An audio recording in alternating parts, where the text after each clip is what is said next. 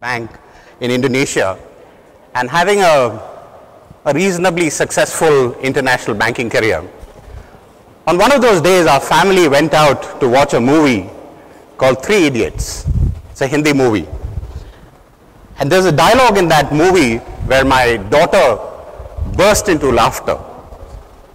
And the dialogue was in Hindi, but I'll translate it in English for you. It basically said, if he's not an ass, what is he? He went and studied engineering, and then he goes and does an MBA, and then wants to become a banker. That sort of described me, if you like. That's a picture of my daughter. As you can see, she looks at things from a very different angle. I think that scene from Three Idiots had a role to play in accelerating my desire to switch to the social sector. It took me another year to quit the corporate career, come back to India and join the social sector. I was fortunate to join Azim Premji Foundation, where I got to work across the length and breadth of the country, from offices in Lutyens, Delhi, to the tribal hamlets of Chhattisgarh. During this time, I also got to see many development sector organizations working on numerous causes across the country. The work that they do, the work that I saw them do, was truly humbling, making a huge difference to millions of people's lives. I wouldn't be exaggerating if I were to say that it's thanks to the work of these numerous development sector organizations working in cities, working in villages, because of whom a country as big, vast and complex as India has remained a vibrant democracy with progressive ideas like fundamental rights, right to information, right to education, and affirmative action. Do you know how many NGOs are there in India? Any guesses? There are 3.1 million NGOs in our country. That roughly works out to about one NGO for every 400 citizens in this country. Even if a fraction of these NGOs are honest and relevant, it is still a very large number. With economic progress, a lot more money has come into the sector. The sector in India probably has a budget of about 50,000 crores. And you can add another 2 lakh crores, which the government spends on large development programs.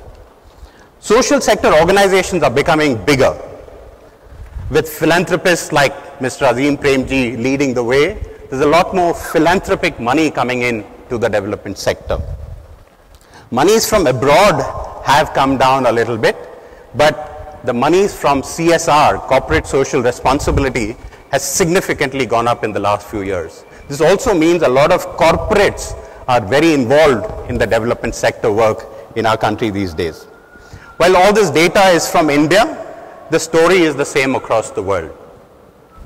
While development sector organizations have played a very big role in the progress of our society and the sector has been growing, there is a big problem they suffer from. The development sector organizations have a problem. And the problem is there's an acute shortage of good leadership and management talent in this sector.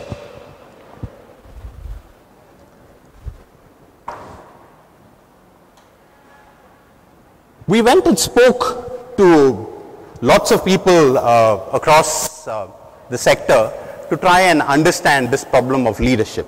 Because if leadership is a problem, it manifests in many ways. It manifests in great ideas not getting implemented well. It manifests in great work not being spreading out to more people who need that help, or NGOs just struggling to find good people to take on senior jobs in their organizations. There are even times when I've heard funders say that I have money to give, but I'm not able to find an NGO whose leadership I can trust and I can give that money to, and so on. So clearly, if this is a systemic issue, this whole leadership crisis is a systemic issue, and if you're able to do something about it, it'll make a great impact. So a few years ago, a few of us went to try and study this problem. So we went and met lots of people across the country. We must have met in excess of 700 people who are well-regarded practitioners. And we learned a lot from these discussions. But there were three things that really stood out for us, and it came repeatedly from different sections of the society. One,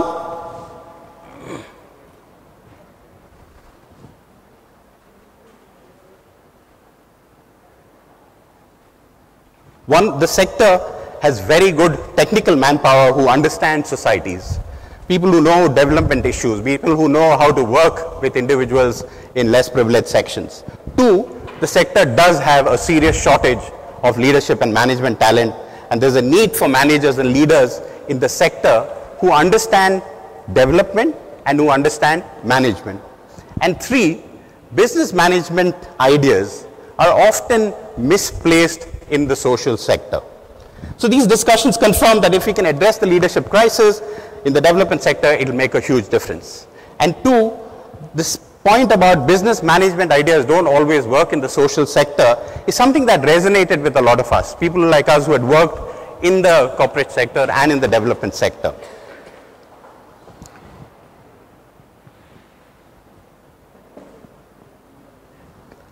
What we found while talking to people is that if you think about it, business management originated with the Industrial Revolution and capitalism.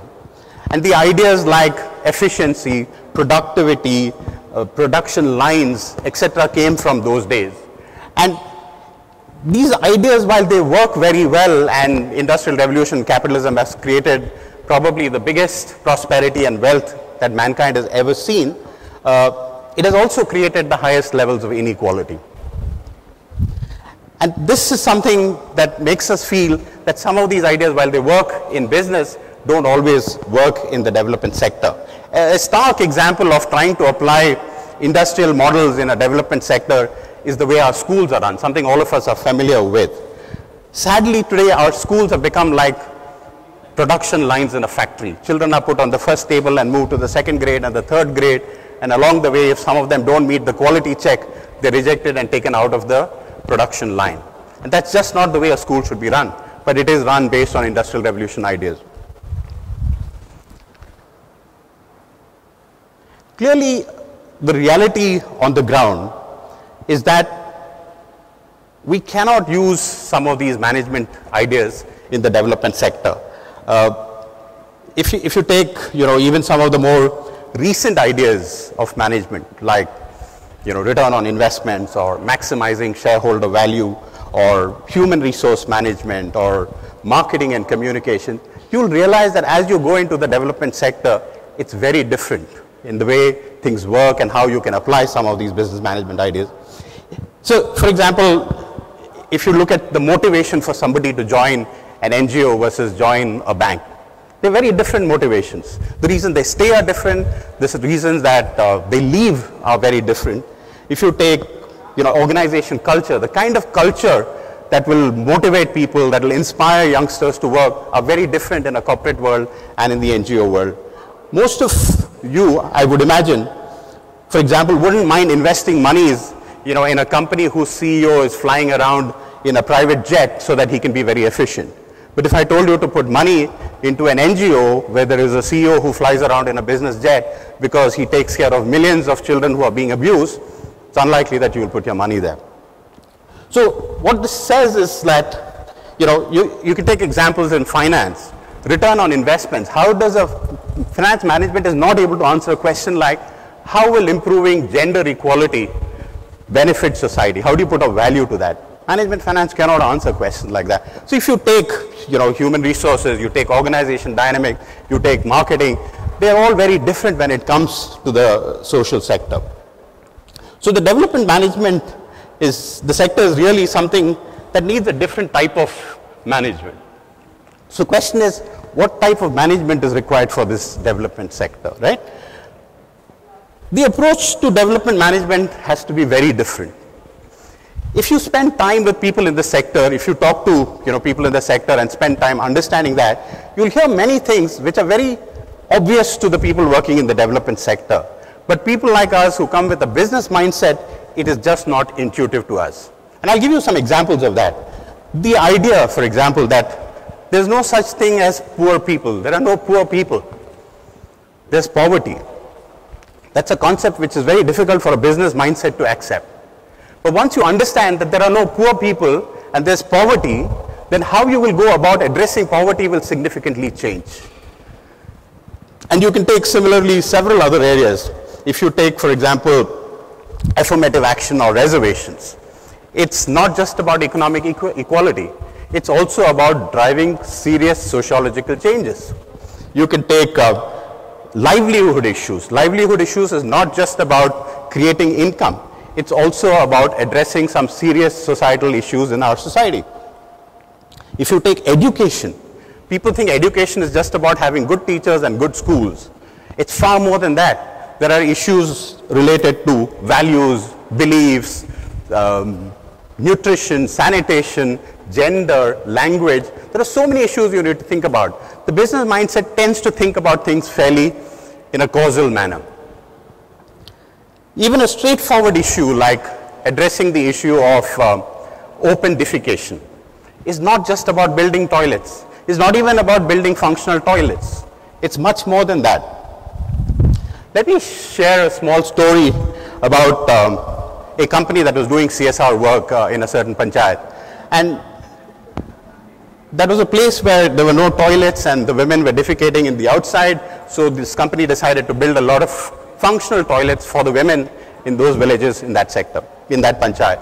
And after some time they came back there and they found that none of those toilets were being used. Those toilets were being used for everything else, ranging from storing things to all sorts of other things. And they just couldn't understand. And they were frustrated with that community, with the women of that community, and then they gave up.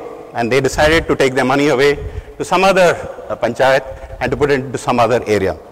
Now what the corporate had not realized, and no one will tell them this, is that in the society, which was a very male-dominated society, going out to defecate was the only outing that women had in that day.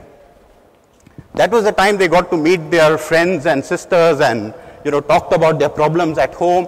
They even would, lend and borrow a little money. So that was their life. So if you don't understand that and you assume that open defecation can be solved by building toilets, it's not going to happen. In the sector, we call the problem as wicked problems. When you're trying to work on a problem, the problem defines itself again. It changes.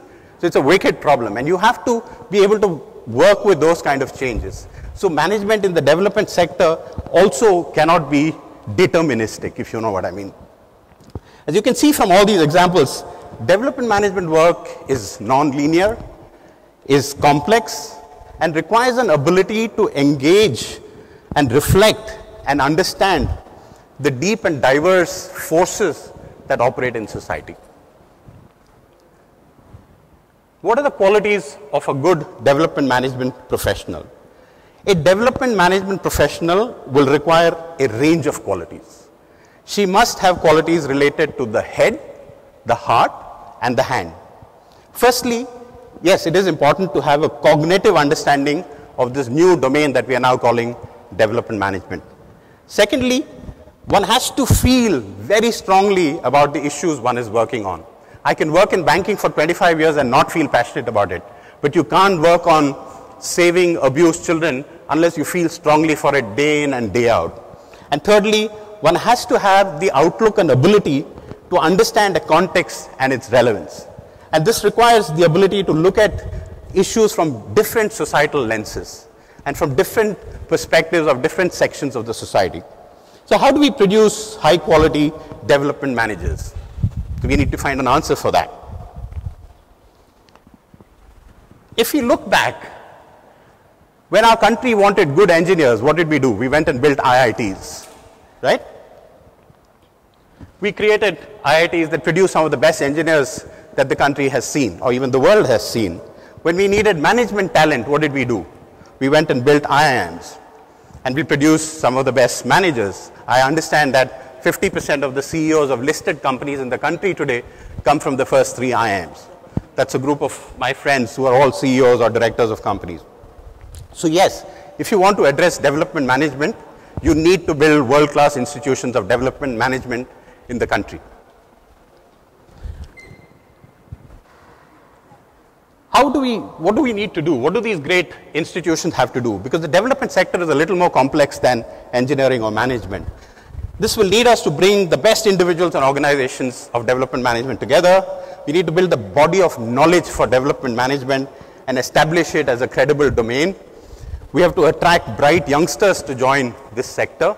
We want bright youngsters to come and address problems of society. We need to invigorate organizations in the development sector to believe in development management and to accept development management and to hire professionals in development management. So where do we start? I mean, this is all great stuff, but we need to start somewhere. And where do we start? The place to start really is we must put the spotlights onto development management. What do I mean by we must put spotlights on development management? Well, we must take development management out of business schools for a start. We cannot allow development management to become this poor cousin of management. And I explained to you all the reasons why development management needs to be a standalone space. We must establish the profession of development management. And to establish a profession of development management which is aspirational, we need it to have its body of knowledge, we need it to have its norms, values, we need it to have its code of ethics, a network of professionals and professional qualifications. Ladies and gentlemen, leadership is important in most areas. But it's even more important in the development space than anywhere else. And that's because the development space involves dealing with thinking, feeling human beings. And development sector organizations exist to change the status quo. So you need a leadership quality that can change the status quo. In the coming decades, if we succeed in building great institutions of development management across the world and catalyze the creation and acceptance of development management as a critical and aspirational profession, I believe it will be the biggest game changer in the development sector. And this will make a difference to lives of billions of people that this sector is working with. I should end my talk by going back to where I started. And if you're able to do all this and, in time, this idea of developing a new discipline and profession of development management is what we would imagine it to be, I believe it might inspire another Hindi movie which could be called 4 Idiots and Social Change. Thank you.